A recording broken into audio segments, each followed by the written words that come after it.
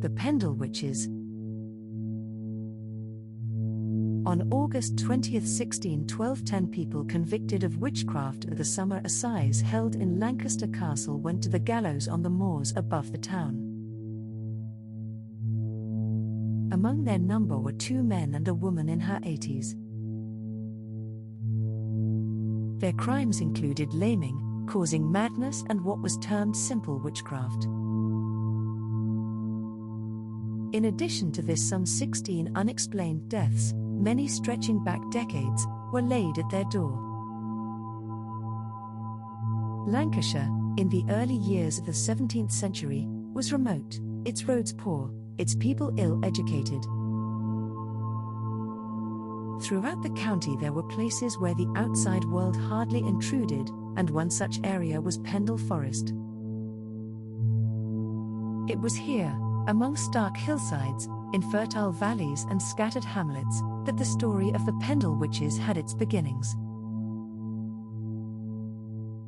An ill-fated meeting. On March 18, 1612, a young woman by the name of Alison Device was out begging on the road to Colne. She stopped a peddler from Halifax, John Law, and asked him for a pin. He refused her request and walked away.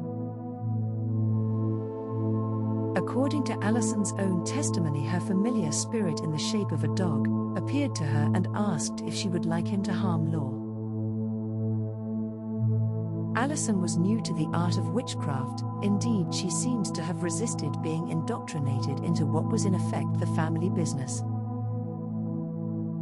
But now she agreed that Law must be punished, and she told the dog to lame the peddler.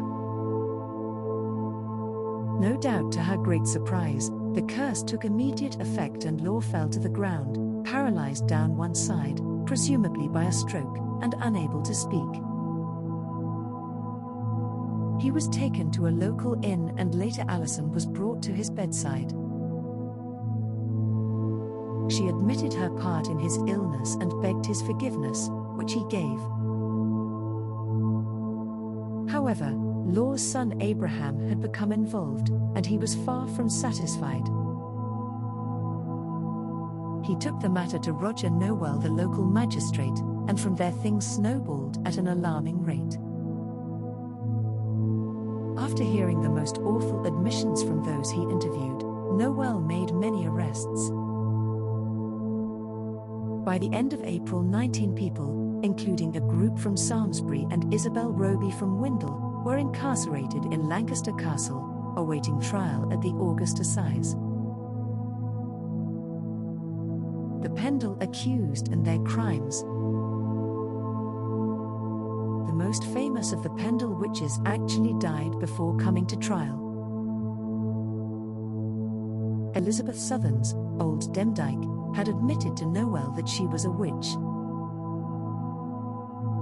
In so doing, she also implicated many of her co-accused, as did Anne Whittle, Old Chattox, who was herself accused of the murder by witchcraft of Robert Nutter. Also implicated were members of both their families. Elizabeth Device, Demdike's daughter, was accused of 2 murders, as was her son James, while Alison was to stand trial for what she had done to John Law on that fateful spring day 5 months before. Stood accused of the murder of Christopher Nutter 18 years previously. Others were dragged into the affair. John and Jane Bulcock, a mother and her son, were tried for causing madness, and for being at a so-called witches' Sabbath held at Malkin Tower on Good Friday 1612. Alice Nutter from Rowley Hall was accused of killing one Henry Mitten because he refused to give Demdike a penny. Margaret Pearson was accused of bewitching one of her neighbour's horses to death, and Catherine Hewitt was accused of the murder of Anne Folds. The trials, Day 1. Lancaster formed part of the Northern Circuit, and the Assize Court judges visited the town twice a year. The trials commenced on Tuesday 18 August with Sir Edward Bromley presiding. First into the dock was Old Chattox. She was accused of the murder of Robert Nutter some 18 years previously. She pleaded not guilty, but eventually confessed when confronted by evidence given by Demdike and James Device to Roger Nowell back in April. Elizabeth Device followed her into court. She stood charged with 3 counts of murder, accusations she vehemently denied. However, the prosecution had a star witness in the form of Elizabeth's own 9-year-old daughter Janet. Her evidence was devastating, and Elizabeth was so overcome with anger that she had to be removed from court. Janet told of familiar spirits, of the making of clay images in order to cause death, of the Sabbath supposedly held at Malkin Tower on Good Friday, where it was decided to blow up the castle and kill the governor, Thomas Cavell, in order to free those imprisoned there. She spoke of witches mounting ponies and flying off on them before vanishing into thin air. Inevitably, Elizabeth was found guilty as well. James Device was tried next. He was in a pitiable condition, and may even have been physically ill-treated during his imprisonment. However, there was little sympathy for him, and after more hearsay evidence, and his own testimony, he was found guilty along with Elizabeth Device and Anne Whittle. The Samlesbury Witches. Although nothing to do with the Pendle case, this trial is extremely interesting, because it hints at a hidden agenda behind all the trials.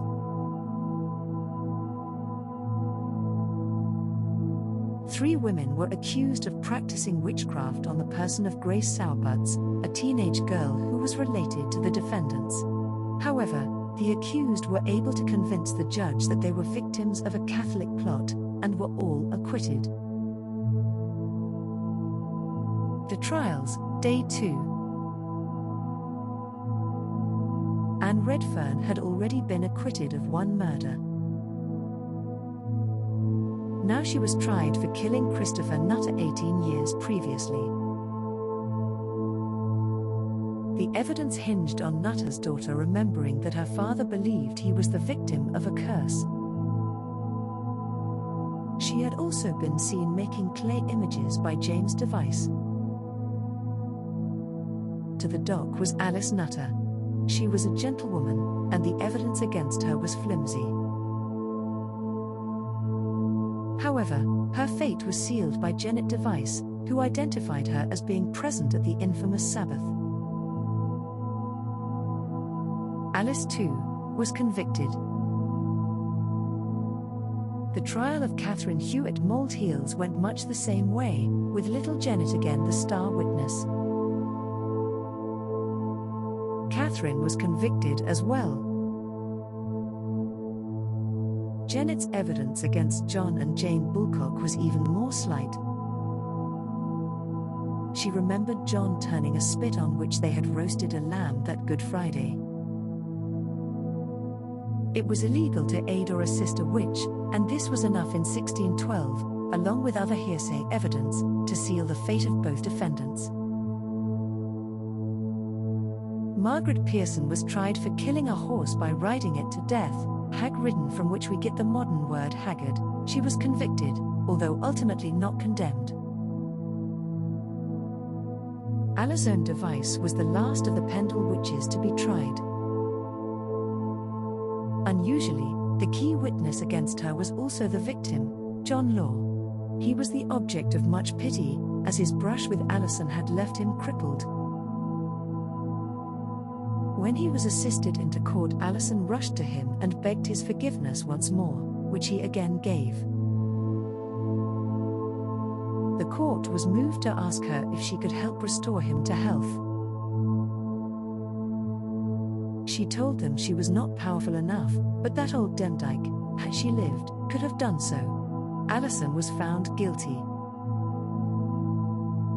Isobel Roby, from Windle, also stood trial on charges of witchcraft at this assize, and she too was convicted. All that remained was for the sentences to be handed down. Bromley had little option. Under the terms of the 1604 Witchcraft Act, all the accused had been found guilty of crimes punishable by death. On August 20, 1612, the 10 condemned prisoners were taken to the moors above the town and hanged. A wonderful discovery. The trials in Lancaster in August 1612 are among the most famous witchcraft trials in history. This is mainly due to the fact that we have a very full, albeit biased, account of them, left to us by the Clerk of the Court, Thomas Potts. In 1613 he published his account of these events in a book entitled The Wonderful Discovery of Witches in the County of Lancaster. This is our only real primary source for what was going on in the more remote areas of Lancashire over all those years, and Potts was writing for an audience which included King James I himself, and one which was more than ready to believe in the existence of such evil. This was also a time of great tension, and of anti-Catholic rhetoric. The gunpowder plot was still fresh in the memory, and Potts chose to dedicate his book to Lord Knivett, the man who had actually arrested Guy Fawkes in 1605. Their part in the prosecutions and convictions in Lancaster in 1612, but the inescapable fact remains that at the end of the day 10 people lost their lives, found guilty of a crime that no longer even officially exists.